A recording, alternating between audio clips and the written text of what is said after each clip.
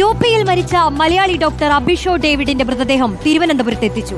BRD medical കോളേജിലെ hostel മുറിയിലാണ് അഭിഷോയെ മരിച്ച നിലയിൽ കണ്ടെത്തിയത്.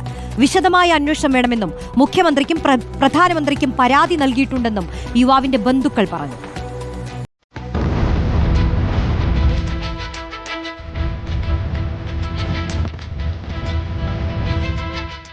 പാറശാല ഇടിച്ചക്കപ്ലാമൂട് സ്വദേശിയായ അഭിഷോ ഡേവിഡിനെ ഇന്നലെ രാവിലെയാണ് ഹോസ്റ്റൽ മുറിയിൽ മരിച്ച നിലയിൽ കണ്ടെത്തിയത്. അകത്തുനിന്ന് പൂട്ടിയ വാതിൽ തകർത്ത് സഹപ്രവർത്തകർ അകത്ത് കയറിയപ്പോൾ കട്ടിലിൽ മരിച്ചു കിടക്കുകയായിരുന്നു അഭിഷോ. തുടർന്ന് സഹോദരനും ബന്ധുക്കളും UPയിലെത്തി നടപടിക്രമങ്ങൾ പൂർത്തിയാക്കി. ഇന്ന് വൈകുന്നേരത്തോടെ മൃതദേഹം തിരുവനന്തപുരത്തെത്തിച്ചു. അഭിഷോയുടെ പെരുമാറ്റത്തിൽ എന്തെങ്കിലും ബുദ്ധിമുട്ടുകൾ ഉള്ളതായി തോന്നിയിട്ടില്ല എന്നാണ് കുടുംബം പറയുന്നത്. PG ഡോക്ടർമാർക്ക് മാനസിക സമ്മർദ്ദമുണ്ടോ എന്ന് അന്വേഷിക്കണം.